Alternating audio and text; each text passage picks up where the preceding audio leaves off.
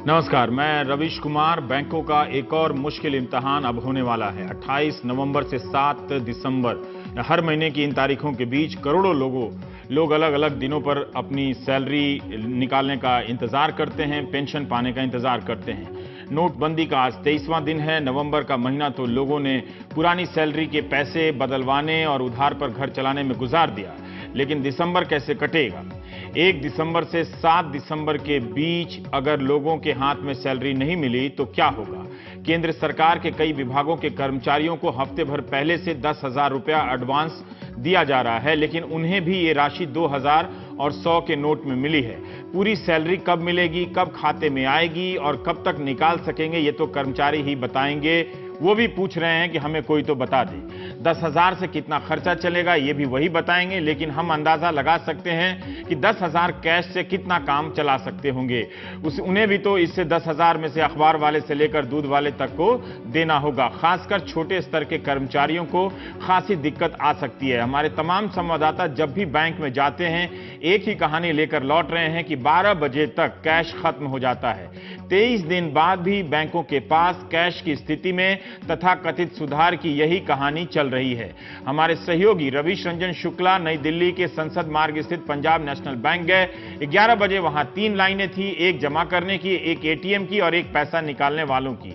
लोगों को 3 तरह के टोकन बांटे जा रहे हैं, इनमें आम खातेदार भी कतार में हैं। रविश ने बताया कि 9 बजे से लाइन लगने के बाद भी 12 बजे तक कैशियर के काउंटर तक नहीं पहुंच सके। जब देश की संसद और केंद्र सरकार के ठीक बगल के ब्रांच की यह हालत है तो आप दूर दराज के ग्रामीण इलाकों का हाल समझ सकते हैं, जिनकी तस्वीरें टीवी पर शायद ही आ पाती हैं, जो अपनी तकलीफ ट्वीट भी नहीं कर सकते हैं। कैश की सप्लाई हमें रेगुलर आरबीआई से मिल रही है और उसी हिसाब से जो सप्लाई आ रही है उसको हम जो हमारी दिल्ली में एनसीआर में 350 ब्रांचेस हैं और डिफरेंट करेंसी चेस के थ्रू उसको सब जगह रिडिस्ट्रीब्यूट कर रहे हैं, जिससे कि हर ब्रांच में कैश पहुंचे और जो हमारे जनरल पब्लिक या कस्टमर्स जो आ रहे हैं उनको कैश हम दे सकें। दावा कुछ और है, तस्वीरें कुछ और कहती हैं। इसके बाद रविश रंजन शुक्ला पहुंचे यमुना विहार के प्रीत विहार। कॉरपोरेशन बैंक में एमसीडी कर्मचारी और पेंशनर के खाते हैं। यहां एक सज्जन ने रविश को बताया कि 28 नवंबर को ही वेतन आ गया, मगर वे निकाल ही नहीं पा रहे हैं। एमसीडी के कर्मचारियों ने कहा कि 1 दिसंबर को स्थिति और भी खराब हो सकती है, क्योंकि यहां 12 बजे तक कैश खत्म हो जाता है। इसके बाद दोपहर 1:45 बजे के करीब रविश पहुंचे यमुना पार के एक्सिस बैंक के बाहर। लक्ष्मी नगर के इस बैंक के बाहर लाइन लगी थी, मगर कैमरा देखते ही मैनेजर साहब लोगों को अंदर बुलाने लगे ताकि कैमरे को दिखे ना कैमरे पर कि लाइनें हैं। कई लोगों ने कहा कि 10 बजे ही यहां कैश खत्म हो जाता है। सवाल है कि क्या 1 दिसंबर को सबको कैश मिलेगा? सैलरी आएगी, ये तो सब पूछ रहे हैं, आएगी तो कितनी मिलेगी? क्या उसके लिए फिर से बैंकों के बाहर लाइनों में दिन रात एक करना होगा? केंद्र सरकार के कर्मचारियों को 10,000 का एडवांस तो मिल रहा है, बाकी तमाम सरकारों और तमाम स्तर के कर्मचारियों का क्या होगा? सरकार शुरुआती हफ्तों में तो रोज बता रही थी कि इतने एटीएम को नए नोटों के लायक सेट कर दिया गया है। इसके बाद भी कई जगहों पर एटीएम में पैसा नहीं है। हमारे सहयोगी अखिलेश शर्मा ने जानकारी दी है कि वित्त मंत्रालय भारतीय रिजर्व बैंक से नियमित संपर्क में है। वेतन के लिए पर्याप्त नकदी है। 8 नवंबर के दिन जितनी संख्या में 100 रुपए के नोट थे, उससे 150% 100 के नोट अब आ गए हैं। आपको याद दिला दें कि नोटबंदी के रोज जितनी मुद्रा चलन में थी, उसका 86% हिस्सा 500 और 1000 रुपए के नोटों के थे। बाकी के 14% में 100 रुपए से लेकर 10 रुपए के नोट को आप शामिल कर सकते हैं। सरकार ने कहा है कि वेतन के लिए 30 नवंबर से 7 दिसंबर तक का वक्त रखा है और काफी नकदी है। वैसे हर महीने इन्हीं तारीखों के बीच सैलरी आती है और बढ़ती है। सरकार ने कहा है कि बुधवार शाम से 500 रुपए के नोट और ज्यादा मिलने लगेंगे। भारतीय रिजर्व बैंक के गवर्नर और वित्त मामलों के सचिव शक्तिकांत दास और वित्त मंत्री अरुण जेटली बार बार कह रहे हैं कि कैश की कोई कमी नहीं है, लेकिन महानगरों में ही मांग के अनुसार कैश की सप्लाई नहीं हो पा रही है। गांव और सुदूर इलाकों की हालत क्या होगी आप सोच सकते हैं। वैसी जगहों पर जहां पर 10-15 गांवों पर मुश्किल से एक ही बैंक है। गांव के लोग टीवी और अखबार में सुन रहे हैं कि कैश की कोई कमी नहीं है, लेकिन जब बैंकों तक पहुंचते हैं, शाखाओं तक, तो उन्हें निराशा हाथ लगती है। बैंकों के मैनेजर कैश कम होने की बात कर रहे हैं और उसी में से थोड़ा थोड़ा अधिक इधर उधर लोगों के बीच बांट रहे हैं। हमारे सहयोगी शरद शर्मा यूपी के मुरादनगर के जलालाबाद गांव गए। दिल्ली से बहुत दूर नहीं है ये गांव। जलालाबाद का सिंडिकेट बैंक खुला हुआ है। यहां शरद को भीड़ नहीं मिली क्योंकि सबको टोकन दे दिया गया है। दे दिया गया था। इस बैंक ने 28 नवंबर से 500 से अधिक लोगों को टोकन दिए हैं। लोगों ने बताया कि टोकन मिलने के बाद भी 400 लोगों को अभी तक पैसे नहीं मिले हैं। गांव के कुछ लोग इस उम्मीद में बैंक आ जाते हैं कि अब शायद पैसा आ गया होगा। बैंक से पैसा ना मिलने के कारण लोग इस चर्चा में लगे रहते हैं कि पास के किस बैंक में पैसा मिल रहा है। यहाँ कुछ लोगों ने बताया कि पास के स्टेट बैंक में कहीं पैसा मिल रहा है, तो अब वे सोच रहे हैं कि यहां से खाता बंद करके वहां खोल लें। लोगों को इस बात की नाराजगी है कि जब शहरों में पैसा मिल रहा है तो गांव वालों से भेदभाव क्यों हो रहा है। आपके कहने से या छापने से फायदा ही क्या हुआ भाई? आप अपनी बात टीवी में भी और अखबार द्वारा प्रकाशित करते हो, लेकिन उसका तो कुछ वही नहीं मिला।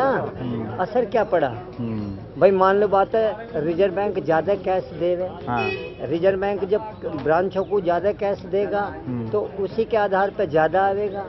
खबरें दिखाने से भी कोई फायदा नहीं हो रहा है। कुछ भी नहीं। आपको तो रोज कोई ऐसा वो है जो टीवी पे जितने पर भी ये पत्रकार हैं या संवाददाता हैं, उनका सबका रोज किसी न किसी न्यूज पर रोज आता रहता है, लेकिन उसका असर तो कुछ नहीं हो रहा। भाई जब सिटी में ये 24,000 दे रहे हैं तो फिर गांव वालों को 24,000 क्यों नहीं दे रहे? उसमें इन्हें दिक्कत क्या आ रही है? क्या हो रहा है? कैसे हो रहा है? ये जवाबदारी तो उनकी है। कुछ जानते नहीं है। ठीक है, जैसे इनको बहका देंगे वैसे बहकाए मारे। बहका लो। ये देते हैं पर आदमी 2,000 रुपये पर डे। अच्छा, अब 2,000 रुपये के लिए रोज लाइन में लगो, तब आपको 2,000 रुपये मिलेंगे। तो हम सलाह ये कर रहे हैं कि यहाँ से अपने अकाउंट ट्रांसफर कराएंगे SBI में, HDFC वगैरह में। उनमें पैसा अवेलेबल है। अच्छा, ये बैंक से आपका भरोसा उठ गया है? हाँ जी। स्टेट बैंक में 25,000 रुपये दे रहे हैं एक साथ, तो उसका फायदा ये है कि हम अपने अकाउंट स्टेट बैंक में ट्रांसफर करा लें। यही कौन सा जो अब हम जो कंडीशन चल रही है उसके अनुसार तो हमें नहीं लग रहा कि भाई 6 महीने में भी स्थिति सुधर जाए। नोटबंदी के कारण बैंक के कर्मचारियों की भी हालत खराब हो रही होगी। वे मेहनत तो कर रहे हैं, लेकिन अब मैनेजरों का भी सब्र टूट रहा है। उनसे भी लोगों की तकलीफ नहीं देखी जा रही। अखबार में एक खबर भी छपी कि जब एक व्यक्ति के अंतिम संस्कार के लिए पैसे नहीं थे तो बैंक मैनेजर ने अपनी जेब से ही दे दिए। मगर वे भी कब तक इस तरह से लोगों को मायूस होते देख सकते हैं। बैंकों के बाहर नोटिस की भाषा बदलने लगी है। कहीं मैनेजर बहुत ईमानदार हो गए हैं तो कहीं सख्त भी, और कहीं कहीं चेतावनी भी दे रहे हैं। गाजियाबाद के बसंतपुर सैंथली के इलाहाबाद बैंक के प्रबंधक ने 8:30 बजे सुबह ही नोटिस चिपका दिया। इसका मतलब है कि बैंक के खुलने से पहले ही ये नोटिस चिपका दिया गया है। इस पर यह लिखा है कि बैंक में कैश नहीं है। 30 नवंबर की तारीख भी है इस पर लिखी हुई। मतलब मैनेजर ने ईमानदारी और साहस का परिचय देते हुए कह दिया कि नोट का इंतजार ना करें। अब ये तस्वीर बागपत जिले के पंजाब नेशनल बैंक के बाहर की शाखा के बाहर नैतिक शिक्षा दी जा रही है। इस पोस्टर में सभी को पैसे नहीं मिल रहे, जितने मांग रहे हैं उससे कम मिल रहे हैं, मगर ये लेक्चर सबके लिए है। इसमें लिखा है कि कुछ दिन जरूरतों पर खर्च कीजिए, शौक पर नहीं। जैसे लोग शौक के लिए भी पैसा निकालने आ रहे हैं। यह भी लिखा है कुछ दिन समझौता कीजिए, शिकायत नहीं। कुछ दिन समझदारी दिखाइए, गुस्सा नहीं। बस कुछ दिन ही की तो बात है दोस्तों, अपना देश बदल रहा है। दोनों तरफ तिरंगे की तस्वीर भी है, तो इसलिए संभल के शिकायत करें। इसी बैंक के भीतर मैनेजर साहब ने एक और बात लिख दी है। पेमेंट भारत सरकार द्वारा कैश की उपलब्धता पर निर्भर होगा। बाहर लेक्चर दे रहे हैं, अंदर असलियत बता रहे हैं और लिख रहे हैं कि कृपया संयम बनाए रखें शाखा प्रबंधक। बैंकों को आशंका है कि कई लोग संयम ना खो बैठे, इसलिए संयम को लेकर नैतिक शिक्षा भी दी गई है और कानूनी शिक्षा भी। यह तस्वीर दिल्ली के ICICI बैंक की एक शाखा के बाहर की है। बैंक के बाहर टंगे इस नोटिस बोर्ड में लिखा है कि महत्वपूर्ण सूचना, IPC सेक्शन 332, 352, 353। यदि कोई व्यक्ति बैंक कर्मचारियों से दुर्व्यवहार और मारपीट करता है, यह भारतीय दंड संहिता के अंतर्गत एक जुर्म है, जिसके लिए 3 साल की जेल या जुर्माना अथवा दोनों हो सकते हैं। यह गैर जमानती अपराध है। कई बैंकों के बाहर इस तरह के नोटिस हाल फिलहाल में लगा दिए गए हैं। बैंक याद दिला रहे हैं कि आपने कर्मचारियों के साथ दुर्व्यवहार किया तो 3 साल की जेल हो सकती है। बिल्कुल उनकी परेशानी समझनी चाहिए और उनके साथ किसी तरह का दुर्व्यवहार नहीं करना चाहिए। कोई फायदा नहीं उनसे गुस्सा करने से। लेकिन बैंक ये नहीं बता रहे कि किस कानून के तहत वे लोगों का पैसा लोगों को नहीं दे रहे हैं। कई जानकारों ने इस बात को लेकर सवाल उठाए हैं कि लोगों का पैसा है, उन्हें किसी भी कानून के तहत मिलने से नहीं रोका जा सकता है। बैंकों को अपनी तरफ से भी इसके बारे में बोर्ड लगाकर सूचना देनी चाहिए। यह तस्वीर जो अब आप देखने जा रहे हैं हावड़ा के जगदीशपुर SBI ब्रांच की है। पैसे नहीं मिले तो लोगों ने हंगामा शुरू किया। काफी देर तक ग्राहक इंतजार करते रहे और ATM मशीन के शीशे को, दरवाजे को और मशीन को भी तोड़फोड़ की। बैंक ने गेट बंद कर लिया और कहा कि ना तो काउंटर पर पैसे हैं ना एटीएम में पैसे हैं। ऐसी स्थिति ना आ जाए इसलिए दिल्ली के एक बैंक के बाहर लिखा है कि कर्मचारियों के साथ मारपीट की तो 3 साल की जेल हो सकती है। हम भी याद दिला देते हैं। हमारे सहयोगी श्रीनिवासन जैन ने स्टेट बैंक ऑफ इंडिया के प्रबंध निदेशक एमडी अंग्रेजी में रजनीश कुमार जी से बात की। रजनीश कुमार ने कहा कि यह कोई सामान्य स्थिति तो नहीं है, लेकिन उतनी भी बुरी नहीं है जितनी पेश की जा रही है। तो हम माफी मांगते हैं जितनी पेश की जा रही है। अगर यही सही है तो बैंकों के बाहर खड़े सभी लोगों को पैसे क्यों नहीं मिल रहे हैं? हमारा सवाल है उतने क्यों नहीं मिल रहे जितने वो मांग रहे हैं। रजनीश कुमार ने श्रीनिवासन जैन से कहा कि सैलरी दिवस को ध्यान में रखते हुए लाइन में खड़े लोगों को बिठाने से लेकर पानी पिलाने तक की तैयारी हो गई है। बात लोग वहां पैसे लेने आ रहे हैं, पानी पीने के लिए नहीं, लेकिन फिर भी ये ठीक है आइडिया। दूसरे बैंकों के बाहर सुरक्षा की क्या स्थिति है इस पर उन्होंने नहीं कहा, लेकिन यह कहा कि स्टेट बैंक की सभी शाखाओं में व्यवस्था बनी हुई है। एसबीआई हर दिन 6,000 करोड़ रुपए बांट रहा है।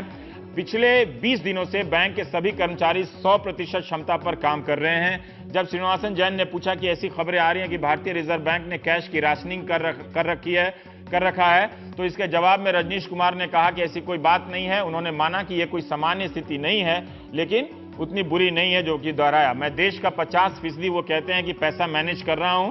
मैं ये नहीं कह रहा कि सब कुछ नॉर्मल हो गया, लेकिन जब भी जरूरत हो रही है हम भारतीय रिजर्व बैंक को सूचित कर रहे हैं। ये देखिए, जब जरूरत हो रही है तो सूचित कर रहे हैं। सभी ये नहीं बताया कि रिजर्व बैंक से कितना आ जा रहा है। सभी एटीएम 100% काम नहीं कर रहे हैं, लेकिन श्रीनिवासन जैन के एक सवाल के जवाब में रजनीश कुमार ने जरूर कहा घुमाते फिराते कि 90% हमारे जो एटीएम हैं वो काम कर रहे हैं। तो आप भी खुद से आप जाकर जांच कर सकते हैं कि 90% काम कर रहे हैं कि नहीं कर रहे हैं। 26 से 28,000 करोड़ एटीएम या बैंक के जरिए रोज Reserve Bank of India ATM से बांट रहा था, अब 1,800 से 2,000 करोड़ बांट रहा है। तो पहले की तुलना में 20,000 करोड़ बांटे जा रहे हैं तो दिक्कत तो होगी ही। जितना पैसा बांटा जा रहा था उसमें 30% की गिरावट है। इस बीच खबर यह आई है कि भारत की जीडीपी दूसरी तिमाही में 7.3% रही है। दूसरी तिमाही 30 सितंबर को समाप्त होती है, नोटबंदी के पहले।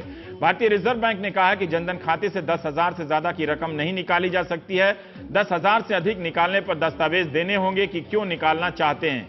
बैंक मैनेजर तय करेगा कि 10,000 से अधिक जनधन निकाल सकते हैं कि नहीं। भारतीय रिजर्व बैंक की अधिसूचना में कहा गया है कि मासूम किसानों और ग्रामीण खाता धारकों की सुरक्षा के लिए यह फैसला लिया गया है। बताइए, ताकि उनके खातों का इस्तेमाल मनी लॉन्ड्रिंग करने वाले ना करें। क्या आपको ये बात समझ में आती है? ये याद रखें, काला धन को सफेद करने में ना करें। सरकार ने चेताया भी है कि जनधन खाते वाले काला धन को अपने यहां ना जमा करें, इसलिए ऐसे खातों के संचालन पर कुछ सीमा लगाने का फैसला किया गया है। इन खातों में जिनका केवाईसी है वो हर महीने 1 महीने में 10,000 निकाल सकते हैं, और जिनकी केवाईसी नहीं है वे 5,000 ही निकालेंगे। ये फैसला सिर्फ अस्थायी तौर पर लिया गया है, मतलब कुछ समय के लिए।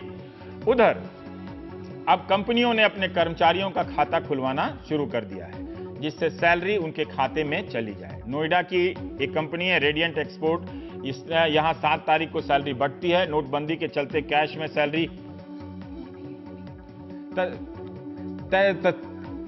कैश में सैलरी देना मुमकिन नहीं है, इसलिए बैंक के कर्मचारी कैंप लगाकर खाता खोल रहे हैं। और यहां 1500 लोग काम करते हैं, मगर 200 से 300 लोगों का ही बैंक अकाउंट है। हमारे सहयोगी मुकेश सिंह सेंगर ने अपनी रिपोर्ट में कहा है कि ग्रेटर नोएडा की 9,000 कंपनियों में 7 लाख से ज्यादा कर्मचारी काम करते हैं। एक अनुमानित आंकड़ा है। और बैंकों के साथ साथ वहां भविष्य निधि प्रोविडेंट, जो एम्प्लॉयज प्रोविडेंट फंड होते हैं, उनके कर्मचारी भी ईपीएफ अकाउंट खोल रहे हैं। तो इसमें तो काफी फायदा हो जाएगा मजदूरों का। गौतम बुद्ध नगर के ईपीएफ कमिश्नर मनोज यादव ने दावा किया है कि नोटबंदी के बाद अब तक पूरे देश में 10 लाख ईपीएफ खाते खोलने का दावा खोले जा चुके हैं। इस कवायद से कर्मचारियों को लाभ मिल सकता है। प्रधानमंत्री मोदी ने मंगलवार को कहा था कि कैशलेस सिस्टम की शुरुआत संसद से होनी चाहिए। बुधवार को ही संसद की कैंटीन में स्वाइप मशीन आई। फूलों से ऐसे सजाकर रखी गई है स्वाइप मशीन, जैसे डोली में दुल्हन बैठी हुई। ये तस्वीर अभी हम आपको दिखाते हैं। नोटबंदी के तमाम अच्छे बुरे प्रभावों के बीच स्वाइप मशीन का विस्तार भी एक रोचक दस्तावेज है हमारे समय का। ऐसा नहीं है कि ये मशीन पहली बार आई है या इसी दौर में आई है, बल्कि कई वर्षों से कई दुकानों पर हम इसे देख भी रहे हैं। बहुत लोग इस्तेमाल भी करते हैं, मगर नोटबंदी के दौर में फूलों की सेज पर रखी इस मशीन से पता चलता है कि इस वक्त इसकी अहमियत क्या है। इस मशीन का उद्घाटन स्पीकर सुमित्रा महाजन ने किया। यह वो मशीन है जो एक दिन एटीएम को बेरोजगार कर देगी। तब जब लोग कैश का इस्तेमाल करना बंद कर देंगे तो फिर एटीएम की जरूरत ही नहीं रहेगी। कैशलेस व्यवस्था में एटीएम का क्या काम रह जाएगा। हमारे जीवन में मशीनें आती हैं और जाती रहती हैं, जैसे पेजर चला गया तो मोबाइल फोन आ गया। तो इसलिए इस मशीन को आप बहुत हसरत से देखिए, कितने आदर और सम्मान के साथ इसका उद्घाटन किया गया है, जैसे प्रतिमा का प्रतिस्थापन हो और जैसे पूजा करने वाले हों। 29 नवंबर के टाइम्स ऑफ इंडिया में छपी मयूर शेट्टी की खबर के अनुसार सरकार बैंकों से कह रही है कि वे 3 महीनों के भीतर 10 lakh credit card swipe machine लगा दें। 3 महीने के भीतर 10 लाख।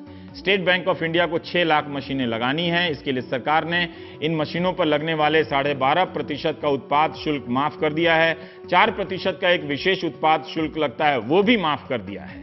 भारत में इस वक्त 14.5 lakh point of sale PSO swipe terminal है और टाइम्स ऑफ इंडिया में ही लिखा हुआ था कि 5 साल में इतने लगे हैं, लेकिन अब 3 महीने के भीतर 10 लाख लगाने। तो सोचिए, जो काम 5 साल में हुआ अपने आप विस्तार से, उसे 3 महीने में कर देना लगभग।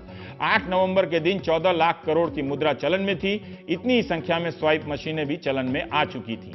बहुत से दुकानदार, रेहड़ी पटरी वाले इस मशीन को ला भी रहे हैं। कोई भी यह मशीन नहीं ले सकता, यह ध्यान रखना है। इसके लिए किसी बैंक में आपको मर्चेंट अकाउंट खुलवाना होगा और इसके बाद बैंक में पीओएस मशीन के लिए अप्लाई करना होगा आपको। बैंक बिजनेसमैन का इतिहास देखता है, जगह की जांच करता है, फिर पीएसओ मशीन जारी करता है। इसके लिए बिजनेसमैन को एक पिन नंबर दिया जाता है। यह मशीन बैंक के ऑनलाइन सर्वर से जोड़ दी जाती है। स्वाइप मशीन 3 तरह की होती है। एक जीपीआरएस से होती है, जिसे लेकर आप पार्किंग जगह से लेकर कहीं भी घूम सकते हैं एक शहर के भीतर। एक लैंडलाइन फोन से चलती है। तीसरी मोबाइल पॉइंट ऑफ सेल से चलती है। जीपीआरएस वाली मशीन को लेकर आप कहीं भी घूम सकते हैं। लैंडलाइन वाली मशीन दुकान के काउंटर पर लगी रहती है। टाइम्स ऑफ इंडिया की खबर के अनुसार पेरिस और अमेरिका की कंपनियां सबसे ज्यादा स्वाइप मशीनों इन मशीनों का निर्यात करती हैं। भारत में Pine Lab point of sale मशीनों की एक प्रमुख सर्विस प्रोवाइडर कंपनी मानी जाती है। इस कंपनी का दावा है कि दिल्ली और आसपास के इलाकों में इसी का वर्चस्व है। सर्विस प्रोवाइडर कंपनी जब आपको ये मशीन देगी तो आपसे कुछ शुल्क लेगी, जो हमें पता चला कि 600 रुपया महीना भी सर्विस चार्ज ले सकती है। यानी कि आप ये मशीन लगाएंगे तो 600 रुपया एक अतिरिक्त किराया देना होगा। मशीन की अपनी कोई कीमत नहीं ली जाती है, जो सेवा दी जाती है उसी का छोटा सा हिस्सा कंपनी को देना होता है। पाइन लैब मशीन में हर बैंक का कार्ड चला जाता है। कुछ बैंक अपनी मशीन देते हैं, उससे अगर आप दूसरे बैंक के कार्ड का इस्तेमाल करेंगे तो अधिक चार्ज देना पड़ेगा। यानी जो भी आप इससे खरीदेंगे उस पर कुछ पैसा आपको देना पड़ता है। तो कैशलेस तो है, लेकिन कैशलेस फ्री नहीं होता है, मुफ्त नहीं होता है। आप जानते हैं कि क्रेडिट कार्ड से लेन देन करने पर 2.5% सेवा शुल्क लगता है। फिलहाल 30 दिसंबर तक माफ है। हम आपको बताने की स्थिति में नहीं है कि स्वाइप मशीन की सेवा देने वाली कंपनियां बैंकों से सेवा शुल्क ले रही हैं या उन्होंने भी माफ कर दिया है देशभक्ति के उफान में। मतलब ग्राहक के लिए तो माफी है, लेकिन क्या ये घाटा बैंक उठा रहे हैं? 1 जनवरी से क्या होगा जब हर लेन देन पर 2.5% सेवा शुल्क देना चालू हो जाएगा। इस तरह से आपकी हर खरीदारी पर कुछ ना कुछ जुड़ता चला जाएगा। आपकी जेब से निकलने वाले 500 के रुपए भी सेवा शुल्क के से जोड़ दिया जाए तो कितने करोड़ का व्यापार एक समानांतर रूप से चलेगा। तो आप फ्री में नहीं यूज करें। कैशलेस इकोनॉमी एक व्यापारिक व्यवस्था है, एक व्यापारिक व्यवस्था है जिसमें आप नोट का इस्तेमाल नहीं करेंगे, लेकिन नहीं करने के बदले आपको कुछ शुल्क भी देना होगा। मशीन का करेंगे तो किसी और की तो कमाई होगी ही, और अगर नोट का करेंगे तो वही 2.5% आपका बचेगा। तो आपको थोड़ा खर्च करके भी आपको इसमें योगदान देना चाहिए। केंद्र सरकार ने नोटबंदी के असर का मूल्यांकन करने के लिए 13 मुख्यमंत्रियों की एक कमेटी बनाई है। आंध्र प्रदेश के मुख्यमंत्री चंद्रबाबू नायडू इसके अध्यक्ष होंगे। इस कमेटी में नोटबंदी का समर्थन करने वाले बिहार के मुख्यमंत्री नीतीश कुमार का नाम नहीं है। हालांकि उन्हें अरुण जेटली ने फोन किया था। अब यह स्पष्ट नहीं है कि नीतीश कुमार ने ही अपनी सुविधा के हिसाब से अपना नाम वहां से हटवा लिया हो। ये अब तो उन्हीं को बताना पड़ेगा। उड़ीसा के मुख्यमंत्री नवीन पटनायक इसमें हैं। पुडुचेरी के मुख्यमंत्री जो कांग्रेस के हैं, वी नारायणसामी का भी नाम इस कमेटी में है। यह कमेटी असर का भी मूल्यांकन करेगी और बाद में किस तरह से कैशलेस व्यवस्था इस देश में लागू हो उसका भी एक तरह से उसका मूल्यांकन करेगी। अब हम बढ़ते हैं दूसरी खबर की तरफ। प्रसाद काथे ने इंडियन बैंक एसोसिएशन के प्रतिनिधि से बात की है, जिससे आपको पता चलेगा कि सैलरी 1 दिसंबर के दिन जब सैलरी आएगी तो बैंकों में क्या स्थिति है। एक बार सुनते हैं। क्या तैयारियां हैं तनख्वाह बांटने को लेकर? आपके तमाम एसोसिएशंस के द्वारा क्या कहा गया है बैंक्स को? देखिए, तनख्वाह के दिन तो आने ही थे। हमें तो मालूम ही था कि ये पे डेज है, तो निश्चित तौर पर हम सभी बैंक्स ने इसके लिए खास अरेंजमेंट्स किए हुए हैं। ये सुनिश्चित किया गया है कि सब काम सुचारू रूप से चलेगा। प्रॉपर क्यू मैनेजमेंट होगा, मतलब कोई हफड़ा दफड़ी वाली बात नहीं है। और जैसे पेंशन होल्डर्स भी काफ़ी मात्रा में आने की उम्मीद है। मेरे बैंक में जैसे आप मानिए कि हमने ये निर्देश दिए हैं कि जिन शाखाओं में 100 से ज़्यादा पेंशन धारक आने की उम्मीद है तो उनके लिए एक सेपरेट कतार हो। तो इसी तरीके से आई थिंक बाकी बैंक्स ने भी अपनी अपनी योजनाएं बनाई हैं ये सुनिश्चित करने के लिए कि सारा काम ठीक ढंग से चले। कैश के अलावा भी हम बैंक्स ने थोड़ा ये प्रयत्न भी किया है कि हम लोगों को कैशलेस के बारे में भी सचेत करें, और बाकी जो लोग कैश चाहेंगे हम उनको कैश भी देंगे। जी, आपको लगता है कि कैशलेस प्रमोट करने के लिए ही कहीं एक क्रैश क्रंच मेंटेन किया जा रहा है, क्योंकि इस तरीके से बात सामने आ रही है कि नकदी की किल्लत अब भी बनी हुई है, बैंक भी इससे परेशान है।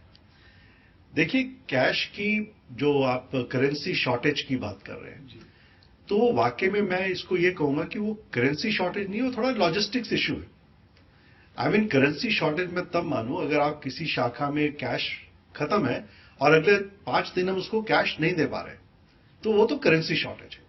लेकिन आपने देखा होगा कि जहां पर भी कैश खत्म होता है तो कुछ समय के बाद वहां पे कैश दोबारा आता है और उसके बाद फिर से ऑपरेशन शुरू हो जाते हैं।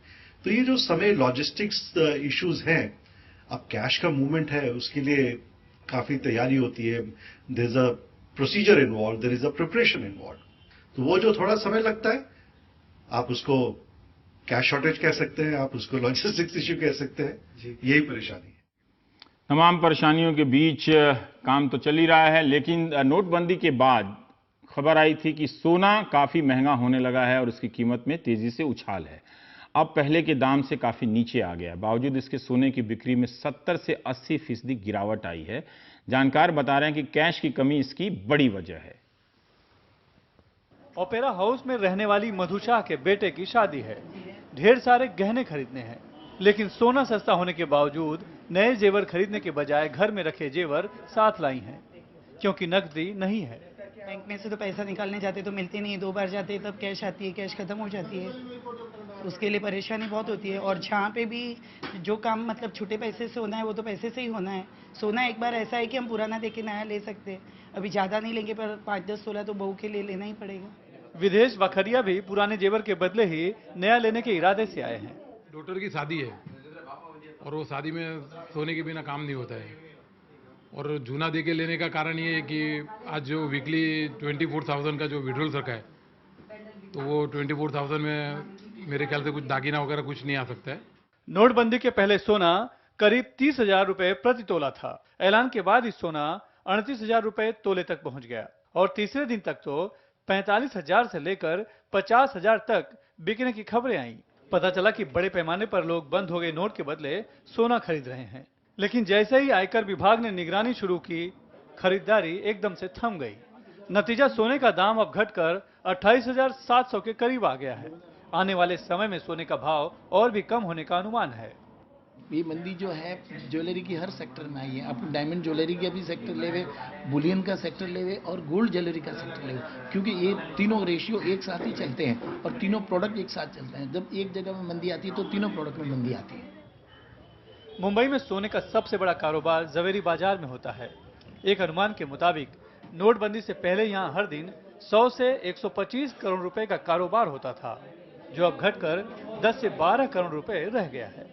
कहते हैं समय हमेशा एक सा नहीं होता है। मुसीबत के समय के साथ ही सोने का वक्त भी बदल चुका है। सालों से लोगों के घरों और बैंक के लॉकरों में बंद सोना अब सुनार की दुकान पर बिकने को मजबूर है, वो भी अपनी चमक खोकर, यानी कि नोटबंदी के पहले के भाव से कम दाम में। मुंबई से कैमरामैन सुहास चौधरी के साथ सुनील सिंह, एनडीटीवी इंडिया के लिए। बाजार के अलग अलग मार्केट के सेगमेंट में देखेंगे तो इसी तरह की ही खबर आ रही है कि कहीं सोने का कारोबार गिर रहा है तो कहीं रेशम का कारोबार गिर रहा है, कहीं खेती, गांव से भी लोग बोल रहे हैं कि 20 से 30% खेती नहीं, गेहूं की बुआई नहीं हुई है, लेकिन फिर भी कहा जा रहा है कि बुआई पर्याप्त है।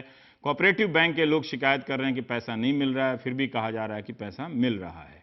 तो इस सब के बीच संसद के दोनों सदनों में हंगामा हो ही रहा है कि कौन भाषण देगा, कौन भाषण नहीं देगा। लेकिन अरुण जेटली और शरद यादव आज भिड़ गए, तो देखिए क्या हुआ। नोटबंदी की चर्चा आप अपनी पार्टी में कर लीजिए कि आपकी पार्टी आपके साथ सहमत है कि नहीं है। नहीं, कोई अंतर नहीं है। और आप कह रहे हैं कि हमारी पार्टी में आपके साथ आपके प्राइम मिनिस्टर हैं क्या? कोई आपकी बात मान रहा है वो क्या?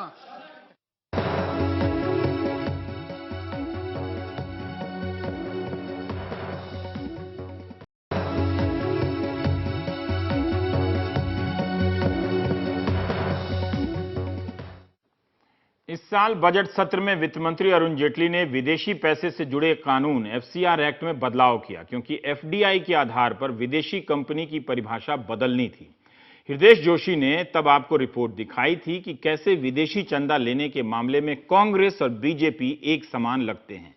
सरकार ने बजट के जरिए यह संशोधन इसलिए किया क्योंकि बीजेपी और कांग्रेस विदेशी चंदा लेने के मामले में फंस चुकी थी। दिल्ली हाई कोर्ट ने 2014 में दोनों दलों को दोषी ठहराया।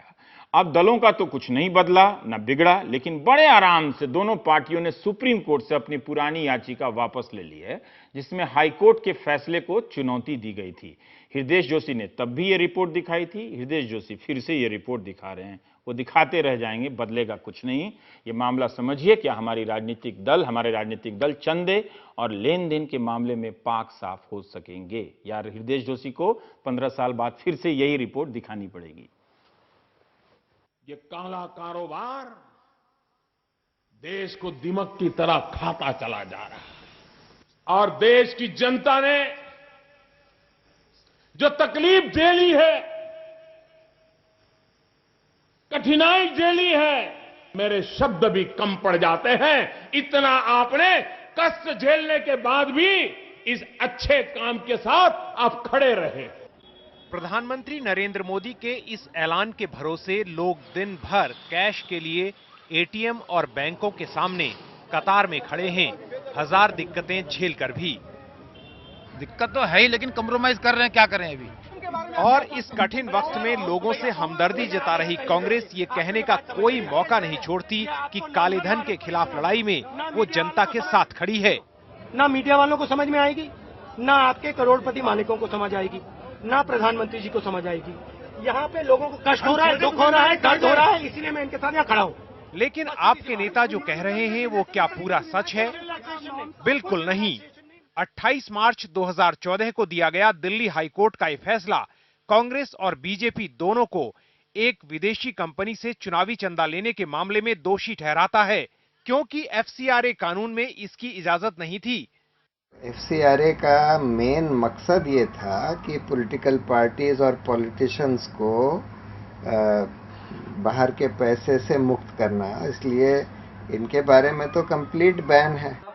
लेकिन भ्रष्टाचार के खिलाफ बिगुल बजाने वाली सरकार ने दिल्ली हाई कोर्ट के इस फैसले के बावजूद कांग्रेस और बीजेपी के खिलाफ कोई कदम नहीं उठाया। दोनों पार्टियां हाई कोर्ट के फैसले के खिलाफ सुप्रीम कोर्ट में चली गईं और केंद्रीय वित्त मंत्री अरुण जेटली पिछले बजट में एफसीआरए कानून में संशोधन ले आए और विदेशी कंपनी की परिभाषा ही बदल दी। नए संशोधन के मुताबिक किसी भारतीय कंपनी में 50% से अधिक हिस्सेदारी वाली कंपनी भी विदेशी कंपनी नहीं मानी जाएगी अगर उसका निवेश एफडीआई सीमा के भीतर है। दोनों नेशनल पार्टीज हॉस्टेज बन चुकी हैं बड़े बड़े इंडस्ट्रियलिस्ट के हाथ में, और वो जैसे चाहेंगे ये लोग कठपुतली की तरह उनको नचाएंगे। तो जिस तरह से इन्होंने अपना केस वापस लिया है सुप्रीम कोर्ट में, और फिर यहाँ पर मोदी सरकार ने रेट्रोस्पेक्टिव लेजिस्लेशन पास किया, उस वक्त भी हमने ये कहा था कि आप सिर्फ अपनी दो पार्टियों को बचाने के लिए जो आपने गैर कानूनी काम कर रहे हैं। अब सुप्रीम कोर्ट में बीजेपी और कांग्रेस ने सोमवार को अपनी अपील वापस ले ली है, जो उन्होंने दिल्ली हाई कोर्ट के फैसले के खिलाफ की थी। उन्हें लगता है कि नए संशोधन के बाद उनके खिलाफ एफसीआरए कानून का उल्लंघन नहीं बनता, लेकिन याचिकाकर्ता जगदीप छोकर कहते हैं कि दोनों पार्टियों के खिलाफ कार्रवाई होनी चाहिए। जब वो डोनेशन दी गई थी और ली गई थी कांग्रेस और बीजेपी द्वारा दोनों ने, तो उस वक्त तो 2009 था, 2010 वाला कानून तो था ही नहीं।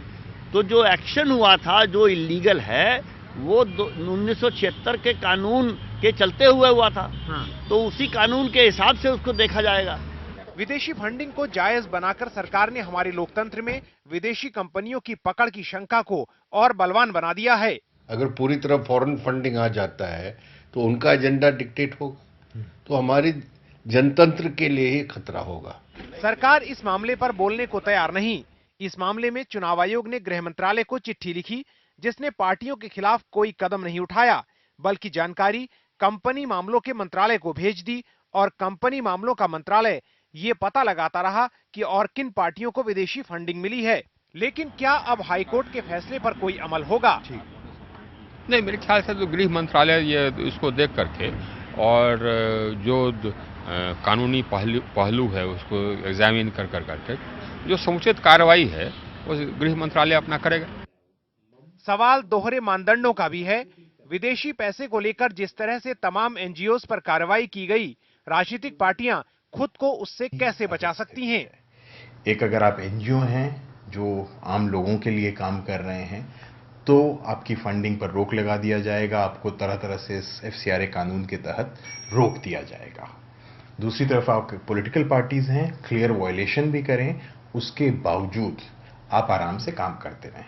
लेकिन कालेधन और भ्रष्टाचार के खिलाफ ये लड़ाई राजनीतिक शुचिता और नैतिकता के दावों का इम्तिहान भी है। ऐसा नहीं है कि चुनावी फंडिंग में बाकी पार्टियां पाक साफ हैं।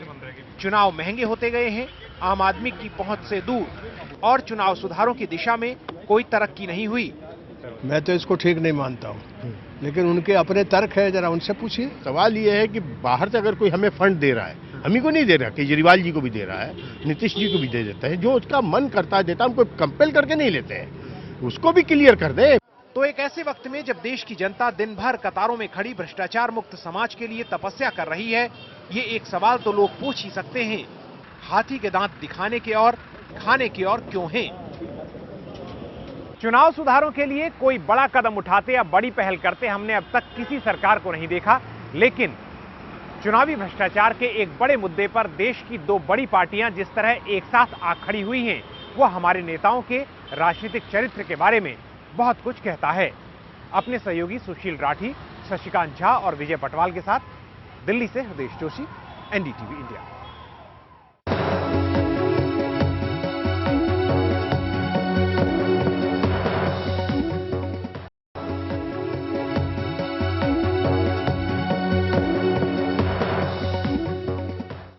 बिहार में एक मुद्दा छाया हुआ है। भारतीय जनता पार्टी ने अपने पार्टी दफ्तर बनाने के लिए कई जिलों में सितंबर के महीने में जमीन खरीदी। इस खबर को बिहार से चलने वाले कशिश न्यूज ने सबसे पहले दिखाया। उसके बाद यह खबर कैच न्यूज सहित कई वेबसाइटों पर भी छपी, अखबारों में भी आई। जनता दल यूनाइटेड ने बीजेपी के जमीन सौदों को लेकर सक्रियता दिखाई।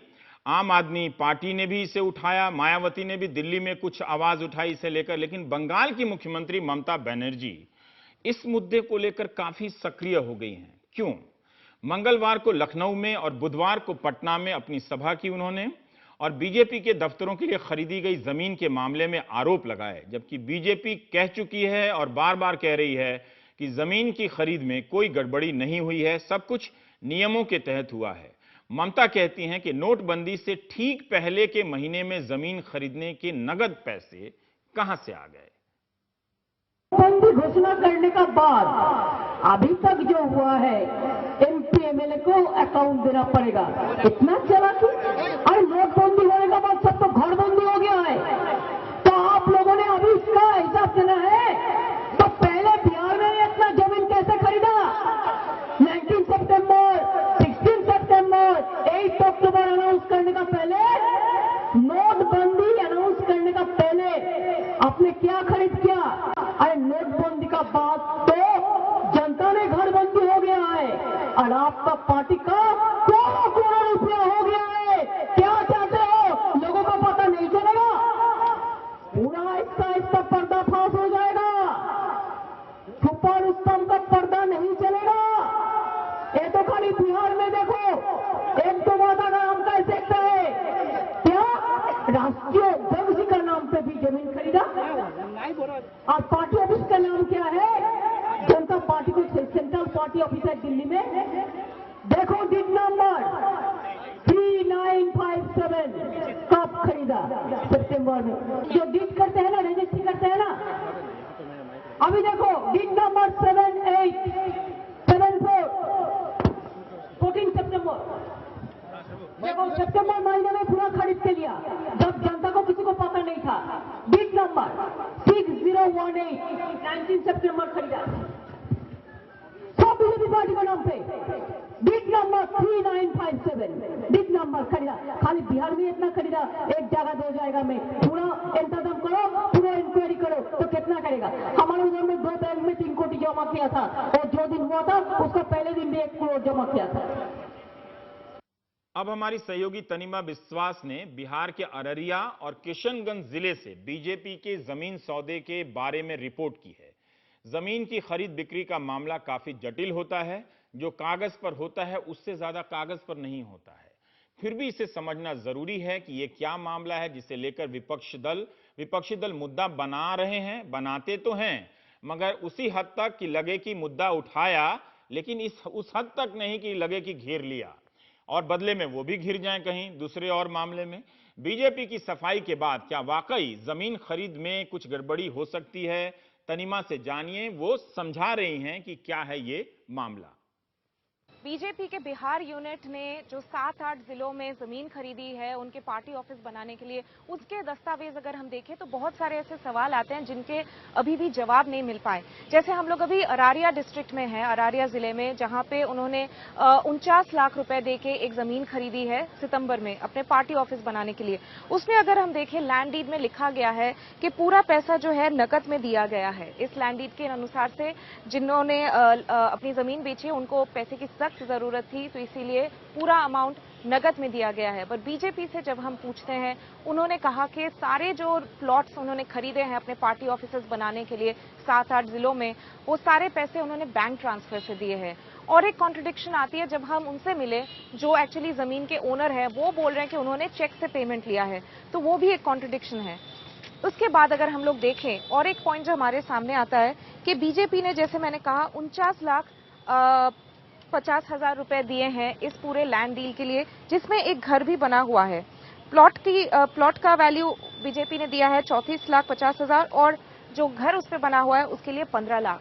पर जब सरकारी अफसर जो रजिस्ट्रार ऑफिस में काम करते हैं वो जाके साइट विजिट करके अपना वैल्यूएशन करते हैं, तो उनको ये मिलता है कि जो प्लॉट का वैल्यू है वो है 34,44,000 और टोटल मिला के 56 लाख रुपए वैल्यूएशन होती है उनके हिसाब से। तो इसका मतलब जो अमाउंट पे किया गया, जो पैसे दिए गए इस पूरे डील के लिए, वो सरकारी रेट या सर्कल रेट जिसको बोलते हैं उससे भी कम है। तो आमतौर में जैसे हम देखते हैं सर्कल रेट से ज्यादा ही मार्केट वैल्यू होती है। जब कोई प्लॉट खरीदा जाता है, बेचा जाता है, तो वो मार्केट वैल्यू के हिसाब से ज्यादातर होती है, सर्कल रेट के हिसाब से नहीं। पर इसमें ये सारे सवालों के जवाब बीजेपी से जब हमने पूछा कि आप लोगों के बजट थे या कहां से ये कैश एग्जैक्टली आया, बहुत सारे प्लॉट्स जो दिखा रहे हैं कैश में हुआ है लैंड डील, तो उन्होंने कहा कि कुछ पैसे उनके सहकर्मियों ने दिया, पार्टी मेंबर्स ने दिया, कुछ उनके पार्टी फंड, बिहार यूनिट के पार्टी फंड से, कुछ नई दिल्ली से भी भेजा गया, ये पार्टी ऑफिसेस बनाने के लिए, जमीन खरीदने के लिए। पर बात सिर्फ यही की नहीं है। किशनगंज का मामला भी कुछ कम पेचीदा नहीं, जहां 4 दिन पहले इस शख्स ने कैमरे पर दावा किया कि बीते सितंबर में उसने अपनी जमीन बीजेपी इकाई को 70 लाख रुपए में बेची। कितना में बेचे आप?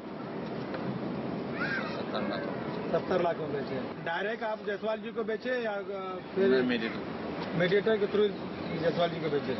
लेकिन पेशे से किसान और बीजेपी के कार्यकर्ता परशुराम चौहान अपने ही किए दावे से इत्तेफाक नहीं रखते। आरोप लगा रहे हैं कि कहा तो 17 लाख था, लेकिन रिपोर्टरों ने बढ़ा चढ़ाकर इसे 70 लाख बना दिया। मैंने 17 लाख ही बोला है, उन लोगों ने मन बढ़ा चढ़ा के ये बोलिए वो बोलिए वो बोलिए। तो आपका जो सेल हुआ, 1 बीघा जमीन आपने बेचा और कितना मिला आपको? 20 लाख। 20 लाख आपके लिए और आपके वाइफ का? 15 लाख। आपको बताया है बीमारी हालत में थे हम, कम दाम आप बेची था, हमको मतलब नहीं। अब बीजेपी का दावा है कि उसने कुछ हिस्से का नगद भुगतान यानी कैश पेमेंट किया है, क्योंकि इलेक्ट्रॉनिक ट्रांसफर में ज्यादा वक्त लग रहा था।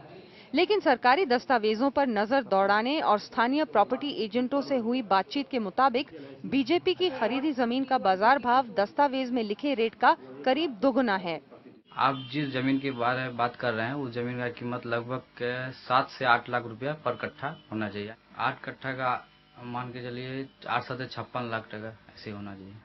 इधर पार्टी का दावा है कि वो एक अरसे से जमीन की तलाश में थी, जहां सस्ती मिली वहां डील हो गई। ये जमीन अपने कार्यकर्ता के माध्यम से पसंद किया था। ये पसंदीदी हम लोग की बनेगी, ये पसंदीदी हम लोग की जनवरी के आसपास ये पसंदीदी हो गई थी। नहीं, लो रेट तो इसलिए हो गया, उससे दो कारण थे। एक तो तालाब के जैसा जमीन थी और दूसरे सामने में ठीक, जिस जमीन के ठीक सामने में शमशान घाट है। तभी भी बहुत सारे सवाल उठ रहे हैं ये सारे लैंड डील्स को। ऑपोजिशन पार्टीज जो हैं वो ऑफ कोर्स इसको पूरा मुद्दा बना रहे हैं कि कैश बैन अनाउंसमेंट से ठीक पहले क्यों इतने सारे जमीन खरीदे गए, क्यों इतने सारे प्लॉट्स खरीदे गए बिहार बीजेपी के बिहार यूनिट के द्वारा।